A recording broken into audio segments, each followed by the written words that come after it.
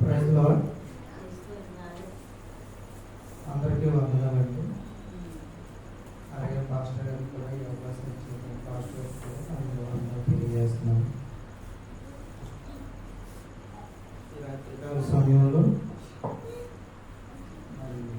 ఈ 40 రోజులు మనం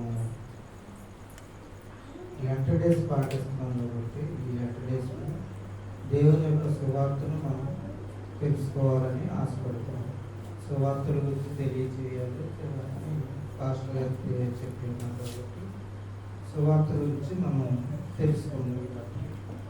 చిన్నగా ముందుగా చిన్న ప్రార్థన చేస్తాం. పరిశుద్ధుడా మహోన్నతుడైన దేవా, నీకు వందనాలు, స్తోత్రాలు తండ్రి. ఈ రాత్రికాల సమయంలో ప్రభా మేము సంఘంలో కూడుటకు మీరు ఇచ్చిన కృపను బట్టి వందనాలు, స్తోత్రాలు తండ్రి. ఈ నామాన్ని స్తుతించి గణపరిచి నిన్ను మహిమపరిచే విధంగా ప్రభా ఈ యొక్క కూడికను ప్రభా మీరు ఆజ్ఞించినంత వరకు మీరు తోడుగా ఉండి ఇది ఆయన మాకు కావాల్సినటువంటి జీవాహారం ఏమై ఉన్నదో మాకు తెలియజేయవలసిందిగా ప్రభా యేసుక్రీస్తు నామమున అడిగి వేడుకుంటున్నాం పరమ తండ్రి. అందరూ బాగున్నారండి? అయితే ఈ రాత్రికాల సమయంలో మనం సువార్త అంటే ఏంటి, ఆ సువార్త ఎప్పుడు ప్రారంభమైంది, ఆ సువార్తను మనం ఎలా తెలుసుకోవాలి, ఆ సువార్తని మనం ఎలా ప్రకటించాలన్నది, ఎందుకు ప్రకటించాలన్న విషయాన్ని మనం తెలుసుకుందాం. మొదటిగా సువార్త అంటే ఇప్పుడు మీరు ఎవరైనా సరే చెట్టు కొట్టుకు వచ్చిందనుకో, ఒక అత్తర కొట్టుకు వచ్చారనుకో ఏమంటారు? ఓ మంచి వాసన వస్తుంది, భలే వాసన వస్తుంది అంటారు కదా. మంచి వాసన అంటే సువార్త అంటే అందులోనే ఉన్నారు కదా. సువార్త అంటే మంచి వార్త.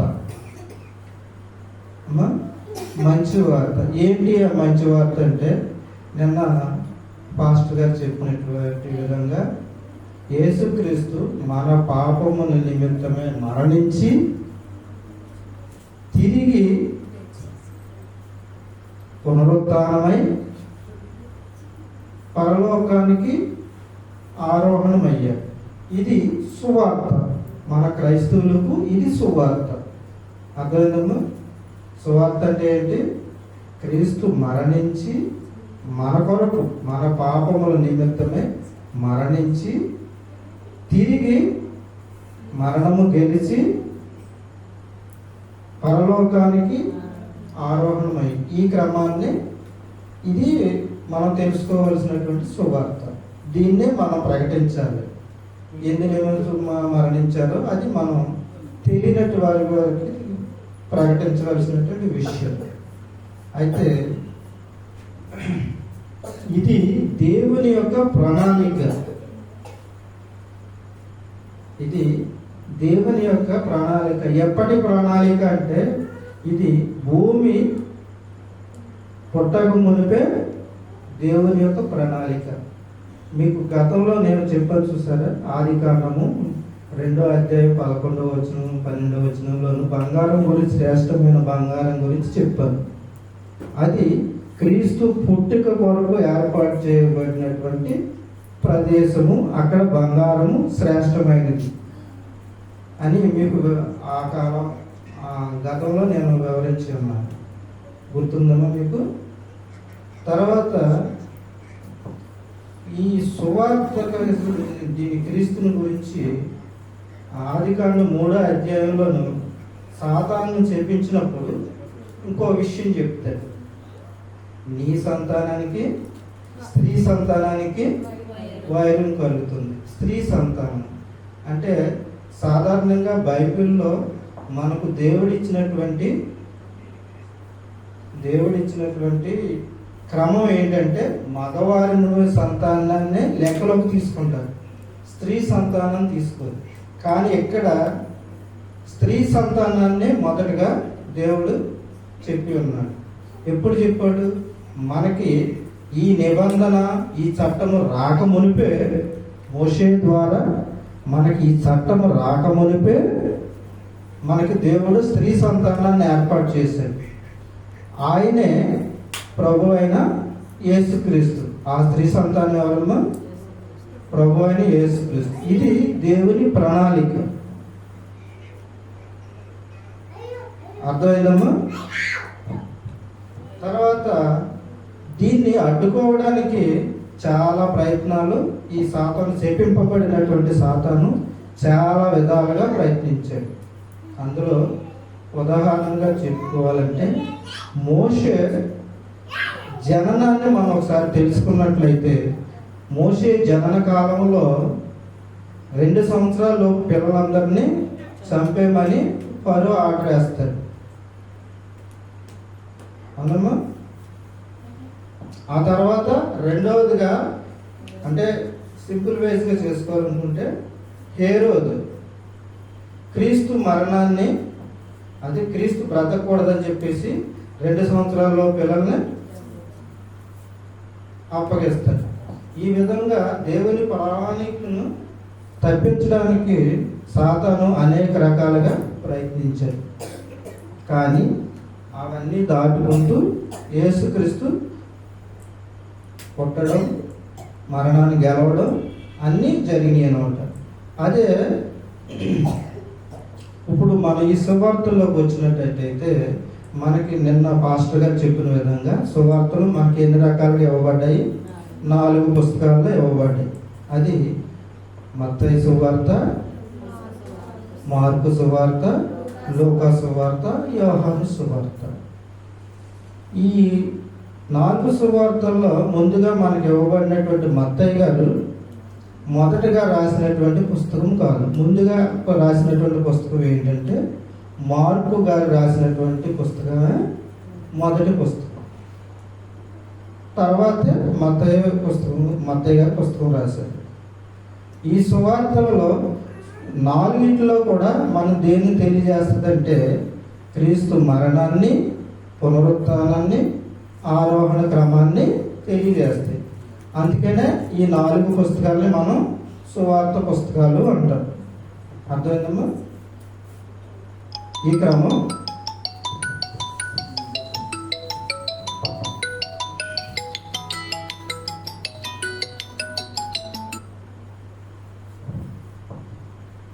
అయితే సువార్త గురించి ఎక్కువగా ప్రకటించినటువంటి వ్యక్తి ఎవరన్నా మనకి బైబిల్లోను? పౌలు గారు ఎక్కువగా ప్రయాసపడి అన్ని జనులకు వాక్యాన్ని ప్రకటించారు. ఆయన అన్యది. ఆ పౌలు గారు ఈ యొక్క సువార్త గురించి ఏమంటారో మనం ఒకసారి చూద్దాం. మొదటి కొరింథీ పత్రిక 15వ అధ్యాయం 3, 4 ఒకసారి చదువుతాము.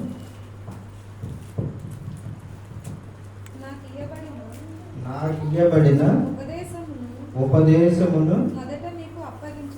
మొదట మీకు అప్పగించి తిని, అదేమనగా లేఖనముల ప్రకారము క్రీస్తు మన పాపముల నిమిత్తము మృతి పొందెను, సమాధి చేయబడెను, లేఖనముల ప్రకారము 3వ దినమున లేపబడెను. సరే, అంటే అక్కడ పౌలు గారు ఏమి ప్రకటించారు?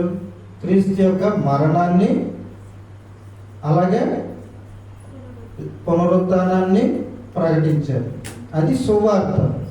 మనం కూడా చేయవలసినటువంటి పని ఏంటంటే, క్రీస్తు యొక్క మరణ పునరుత్థానాలను మనకి అన్యులైనటువంటి వారికి, దేవుని గురించి తెలియనటువంటి వారికి మనం తెలియచేయాలి.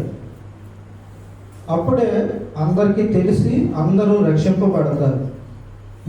ఈ సువార్త ఎందుకు ప్రకటించాలంటే, అనేకమైనటువంటి వ్యక్తులు పాపంలో ఉండిపోతున్నారు. ఆ పాపం నుంచి విడుదల కోసమే మనం ఈ వాక్యాన్ని ప్రకటించి వాళ్ళ పాపం నుండి వాళ్ళు విముక్తి పొందడానికి ఈ సువార్తను మనం ప్రకటించాలి. అర్థమైందమ్మా? అయితే మనకి ఈ పాపము ఎప్పుడూ ఆదిలో నుంచే ఉంది. జన్మతః పాపులు, ఎవరో కూడా పరిశుద్ధులు కాము. అది ఎక్కడ ప్రారంభమైంది ఈ పాపం అనేది అంటే మనకి బైబిల్ ఆదికాండంలోనే అవ్వ ఆదాముల కాడి నుంచి దేవుని మాట మేరడమే పాపం. పాపం అంటే ఏంటమ్మా? దేవుని మాట మేరడం, చెప్పిన విషయం, దేవుడు చెప్పినటువంటి విషయాన్ని వినకపోవడమే పాపం. అర్థమైందమ్మా? అది మొదట్లో ఆదాము అవ్వ చేశారు కాబట్టి ఆ పాపం జన్మతః పాపంగా మనల్ని వెంటాడుతుంది. దాని నుండి రక్షణ పొందడానికి మొదటగా మనకి ఛాయారూపమైనటువంటి మోషేను దేవుడు మనకు పంపించాడు. అది ధర్మశాస్త్ర రూపేణ పంపించాడు. ఆ ధర్మశాస్త్ర రూపేణ పంపించినప్పుడు అందులో ఉన్నటువంటి ఆజ్ఞలు సుమారుగా 10 ఆజ్ఞలతో కలుపుకొని 613 సుమారుగా ఆజ్ఞలు ఉంటాయి మనకి 5 కాండాలని మనం పరిశీలించినట్లయితే. అయితే ఆ 613 ఆజ్ఞలలో ఎవ్వరూ కూడా పాటించలేకపోతూ ఉంటారు. అందరూ కూడా పదే ఆ పాప క్షమాపణ నిమిత్తం అప్పుడు ఏర్పాటు చేసినటువంటి బలులు నైవేద్యాలు అర్పిస్తూ ఉంటారు. అలా అర్పించడం వల్ల వాళ్ళ ఆత్మకి రక్షణ ఉండడం లేదు. అందుకనే దేవుడు ఈ లోకానికి రావాల్సి వచ్చింది. దేవుడు ఇశ్రాయేలీయులను మొదటగా తన ప్రజల కింద ఎన్నుకున్నాడు. తన ప్రజల కింద ఎన్నుకొని మిగతా వాళ్ళు కూడా తన ప్రజలే, కానీ వారెవరూ కూడా దేవుడు నీతిలో కొంతైనా సరే వాళ్ళు అనుసరించలేకపోతున్నారు. కాబట్టి ఏం చేశారంటే ఏదైనా ఒక జనాంగాన్ని ఏర్పాటు చేసుకోవాలని ఇశ్రాయేలు జనాంగాన్ని దేవుడు ఏర్పాటు చేసుకున్నాడు. ఏర్పాటు చేసుకుని వాళ్ళు దారి తప్పిపోతున్నారు కాబట్టి ధర్మశాస్త్రాన్ని ఏర్పాటు చేశారు. కానీ ఆ ధర్మశాస్త్రం ఏర్పాటు చేసినా కానీ వారు దేవునికి అవిధేయులై ఉంటున్నారు. అందునిమిత్తమే దేవుడు ఏం చేశాడంటే దేవుడు ఈ లోకంలోకి వచ్చి తన ఆజ్ఞ, ఇప్పుడు ఏదైతే ఆజ్ఞలు ఉన్నాయో 613 లేదా 10 ఆజ్ఞలు ఉన్నాయో ఇవన్నీ కూడా దేవుడు అనుసరించి మానవాళికి తెలియచేయాలనే ఉద్దేశంతోనే యేసు ప్రభు గారు మెయిన్గా వచ్చారు. అది ఎవరి కోసం వచ్చారు? యూదులు, అంటే దేవుడు ఏర్పాటు చేసుకున్నటువంటి ఇశ్రాయేలు జనాంగము దారి తప్పిపోతున్నారు. వారిని దారి మళ్లించడం కోసం, వారిని దేవుని వైపు తిప్పడం కొరకు దేవుడు మన ప్రభు అయినటువంటి యేసుక్రీస్తు ద్వారా వారిని రక్షించాలనే ఉద్దేశంతో దేవుడు ఈ లోకానికి పంపించాడు. ఆ పంపించిన క్రమంలో వారెవరు కూడా యేసు ప్రభు నమ్మలేదు. అయితే కడవరిగా చివరగా ఏం చేశాడంటే దేవుడు వీరి కోసమే కాదు, వీరు ఎంత చెప్పినా నమ్మడం లేదు కాబట్టి ప్రతి ప్రజకి కూడా ఈ వాక్యాన్ని తెలియజేయాలి, నేనే దేవుడు అన్న విషయాన్ని అందరికీ తెలియడం వల్ల వారిలో కొంతమంది అయినా రక్షణ పొందుతారనే ఉద్దేశంతో అన్ని జనులు కూడా తన రక్షణను తెలియజేయడం కోసం. అది ఎప్పుడు జరుగుతుందంటే తను మరణించాలి. ఎందుకంటే మనకు పాత నిబంధన కొత్త నిబంధన ఏర్పాటు ఉన్నాయి రెండు. పాత నిబంధనలో చేసినటువంటి నిబంధనలు ఏవైతే ఉన్నాయో ఆ నిబంధన చేసుకున్న వ్యక్తులు మరణిస్తేనే ఆ నిబంధన మనం ఒట్టు పెట్టుకుంటాం కదా, ఆ ఒట్టు పోవాలంటే వారిరువురు కూడా మరణించాలి. వారి అప్పుల్లో చేసినటువంటి నిబంధనలు చేసుకున్నటువంటి పాత కాలం నాటి మోషే కాడి నుంచి తన తర్వాత వచ్చినటువంటి ప్రవక్తలు వీళ్ళందరూ కూడా మరణించారు. కానీ ఇంకా మరణించవలసింది ఎవరు? వాగ్దానం చేసినటువంటి దేవుడు మరణించాలి. ఆ మరణిస్తేనే ఆ నిబంధన పోతుంది, పోయి కొత్త నిబంధన వస్తుంది. అందుకనే ఇర్మియా 31:31 ఏమంటాడంటే మీ కొరకు నేను కొత్త నిబంధన ఏర్పాటు చేస్తాను అంటాడు. చూస్తారా మాట? సరే, ఇర్మియా 31:31.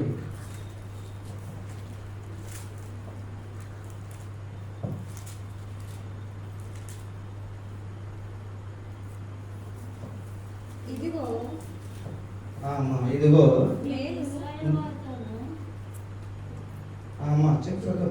ఇదిగో నేను ఇశ్రాయేలు వారితోనూ యూదా వారితోనూ కొత్త నిబంధన చేయు దినములు వచ్చుచున్నవి, ఇదే యెహోవా వాక్కు. ఓకే, సరేనమ్మా. దేవుడు ఏం చేశాడు? పాతకాలంలోనే మనకి ఒక వాగ్దానాన్ని ప్రవక్త ద్వారా మనకు ఏర్పాటు చేశారు. అదే కొత్త నిబంధన ఏర్పాటు. దాన్ని ఆ యొక్క బంధం ఏదైతే ఉన్నదో దేవుడు ఏం చేశాడంటే వాళ్ళతో ఒక బంధం ఏర్పరచుకోవాలనుకున్నాడు ఇశ్రాయేలుతో. కానీ వాళ్ళు ఆ బంధాన్ని నిలబెట్టుకోలేకపోయారు. మనమందరం ఏంటంటే ఒక బంధంగా ఉండాలి, అన్నదమ్ముల భావంగా ఉండాలనే భావం దేవుడికి ఉండేది. వాళ్ళు ఏం చేశారంటే దేవుడికి దూరంగా జరగడం ఉండేవారు. ఎందుకు? దేవుడికి దగ్గరగా ఉండడం వల్ల ఏంటంటే నీతి నీతి నీతి అంటాడు దేవుడు. నేను పరిశుద్ధుడిని, మీరు పరిశుద్ధంగా ఉండండి అంటాడు. ఒకటే మాట. ఆ మాట వాళ్ళు ఏం చేస్తున్నారంటే దూరంగా వెళ్తున్నారు. ఆయనతో పరిశుద్ధంగా ఉంటే మనకి ధనలాభం ఎలా వస్తుంది? వ్యాపారంలో మోసం చేయకపోతే మనకి ధనలాభం ఎలా వస్తుంది? అలాగా పరిశుద్ధంగా జీవించడానికి కష్టమైంది వాళ్ళకి. ప్రతి విషయంలో కూడా పరిశుద్ధంగా ఉండాలి. నీ తోటివాడిది ఏది ఆశించొద్దు అన్నాడు దేవుడు. మరి ఆశించకపోతే అతను ధనవంతుడు ఎలాగవుతాడు? తన కార్యక్రమాలు ఎలా జరుగుతాయి? ఆ విధంగా దేవుడికి ఏం చేశారంటే దేవుడు దగ్గరగా వస్తుండే, పరిశుద్ధుడయ్యా మీకు ఏది కావాలని అడగ, నేను ఇస్తాను అంటున్నాడు. కానీ వీళ్ళు ఏం చేస్తున్నారు? తమ సొంత ఆలోచన చొప్పుని చేయొద్దన్న పనులు చేస్తూ దేవుడికి దూరంగా అవుతూ వచ్చారు. ఎప్పుడైతే అబ్రాహాం గారికి దగ్గరగా రావడం మొదలుపెట్టాడో దేవుడు బాగా దగ్గర అవుదాం అనుకున్నాడు. కానీ అప్పటి నుంచి ప్రజలు ఏం చేస్తున్నారంటే దూరంగా జరుగుతూనే ఉన్నారు. ఇప్పుడు ఎలా ఉన్నది? బాగా దూరం అయిపోయింది. దేవుడు మనకి బాగా దూరం అయిపోయాడు. మనం ప్రార్థించిన వాళ్ళకి మాత్రమే అందుబాటులోకి వస్తాడు దేవుడు. అర్థమైందమ్మా? అందుకని ఇప్పుడు మనకు దేవుడి దగ్గరగా రావాలంటే మనం ఏం చేయాలి? ప్రార్థన కలిగి ఉండాలి. అలాగే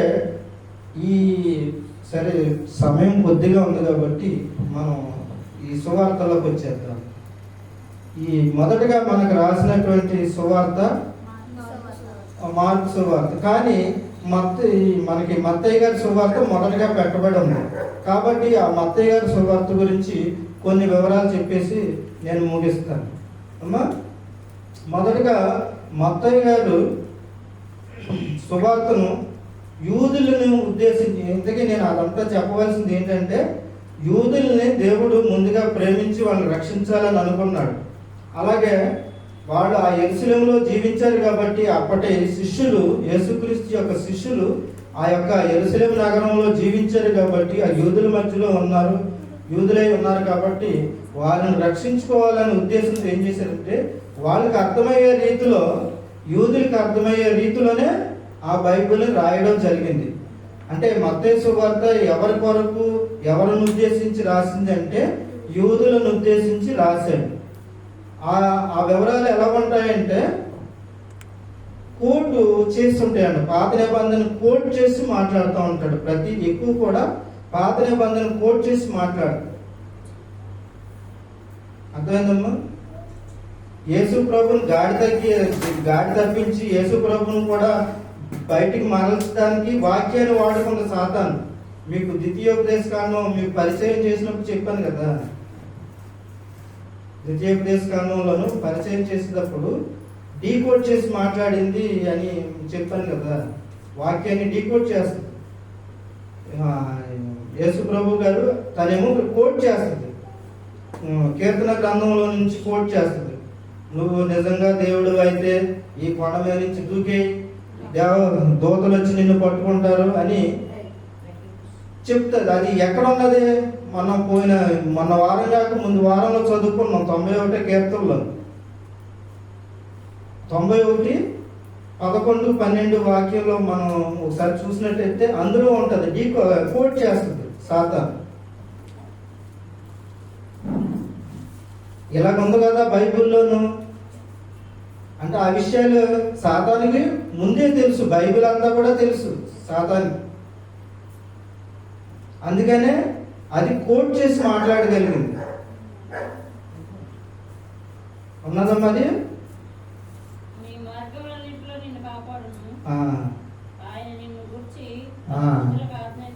తన దూతలకు ఆజ్ఞాపించును, వారు తమ చేతుల మీద ఎత్తి పట్టుకుందురు. ఈ వాక్యాన్ని కోట్ చేసింది. అప్పుడు యేసు ప్రభు గారు ఏం చేశారు? యేసు ప్రభు గారు డీకోడ్ చేసి మాట్లాడారు. ఇది సందర్భం. అలాగా సాతాను ఎప్పటికప్పుడు మన రక్షణకి అది అడ్డపడుతూనే ఉంది. సరే, అలాగే మన మత్తయ్య గారు కూడా బైబిల్లో ఉన్నటువంటి వాక్యాలని, పాత నిబంధనలో ఉన్నటువంటి వాక్యాలని యెషయా గారి గ్రంథంలో నుంచి కానీ అనేక విషయాలు, మోషే గ్రంథంలో నుంచి కానీ అనేక విషయాలను కోట్ చేస్తూ ఆ యొక్క సువార్తను రాయడం జరిగింది. అది మత్తయ్య గారు రాసినటువంటి సువార్త. అది యూదుల కొరకు రాశారు. అయితే పౌలు గారు ఈ సువార్త గురించి మరొక సందర్భంలో ఒకసారి ఒక మాట చెప్తారు. అదొకసారి చదువుకుందాం. 2 తిమోతి 2:8 ఒకసారి చూసినట్టయితే మనం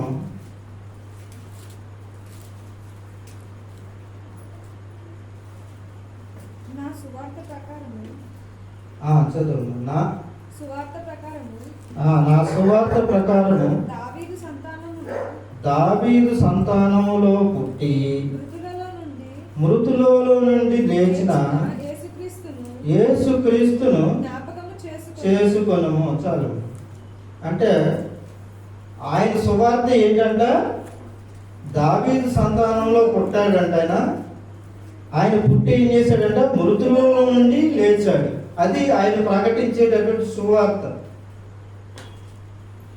అది సువార్త. మన సువార్త అంటే ఏంటో తెలుసుకున్నాం. మరి ఇది ఎలా ప్రారంభమైంది? ఈ సువార్త ఎలా ప్రారంభమైంది? పౌలు గారు అయితే ప్రకటించారు, కానీ ఆ సువార్త ప్రారంభం ఎక్కడైంది? జ్ఞాపకం ఉందమ్మా, మనకు అపోస్తల కార్యాల్లోనూ పేతురు గారు, మనం యేసు ప్రభు గారు ఆరోహణ అయ్యేటప్పుడు పైకి శిష్యులందరినీ కూర్చి, మీరు లోకమంతా వెళ్ళి ఈ సువార్తను ప్రకటించి అందరినీ రక్షణలోకి నడిపించమని వాళ్ళకి చెప్పి ఆయన యేసు ప్రభు గారు పరలోకానికి వెళ్ళిపోతారు. వెళ్ళిపోయినప్పుడు వీళ్ళందరూ ఏం చేస్తారంటే మేడగదిలోకి వస్తారు. మేడగదిలో ప్రార్థన చేస్తూ వీళ్ళందరూ పరిశుద్ధ ఆత్మను పొందుకొని వీళ్ళ మేడగదిలో అక్కడ 3,000 మంది రక్షణ పొందుతారు. గుర్తుందమ్మా సందర్భం? అక్కడ ప్రారంభమైంది సువార్త. అక్కడ చెప్పడం బట్టే కదా అంతమంది మారారు. ఆ సువార్త చెప్పకపోతే, వాళ్ళకి తెలియకపోతే ఎలా మారుతారు? నువ్వు ప్రార్థన చేసేసుకుని ఒంటరిగా ప్రార్థన చేసుకుంటే వాళ్ళందరూ మారరు కదా. వాళ్ళకి యేసుక్రీస్తు ప్రేమను గురించి, ప్రేమ అంటే ఏంటి, మనుషులమైనటువంటి మన మీద దేవుడికున్న ప్రేమను తెలియజెప్పి ఆయన ఎందుకు మరణించాడు, దానివల్ల ఏంటి, మన నిరీక్షణ ఏంటి, అవన్నీ వాళ్ళకి చెప్పిన తర్వాత వాళ్ళు ఏక మనసు కలిగి ప్రార్థించినప్పుడు 3,000 మంది రక్షణ పొందారు. మరి మన సంఘంలో మనం ప్రార్థన చేస్తుండగా ఎంతమంది రక్షణ పొందుతున్నారు? మనం ఒకసారి ఆలోచించాలి కదా. మనం ప్రార్థిస్తున్నాం, ఎలా ప్రార్థిస్తున్నాం? ఆత్మతోనూ సత్యంతోనూ ప్రార్థించాలి. మరి మనం ఎలా ప్రార్థిస్తున్నాం? ముగించేస్తున్నాను.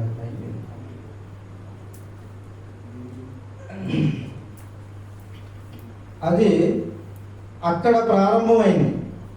అర్థమైందమ్మా? ఎక్కడ ప్రారంభమైంది? మత్తయ్య గారు, మన పేతురు గారు, అపోస్తులు అందరూ కలిపి ఆ మేడగదిలో ప్రార్థన చేసి 3,000 మంది రక్షించడం నుంచి మొదలైంది, ప్రారంభమైంది సువార్త. మరి మన ఇండియాకి ఎప్పుడు వచ్చింది సువార్త? ఇస్రాయేల్ దేశంలో ప్రారంభమైంది, కరెక్టే. మరి మన ఇండియాలోకి ఎలా వచ్చింది? ఇస్రాయేల్ దేశం అంటే ఎక్కడో దూరాన్ని ఉంది, దేశ దేశాల్లోకి వెళ్ళింది. ఎవరు ప్రారంభించారు? ఎలాగ ప్రారంభమైంది?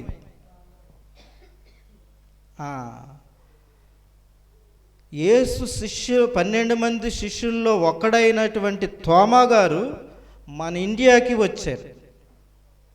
అది కేరళ ప్రాంతానికి ఆయన వచ్చారనమాట.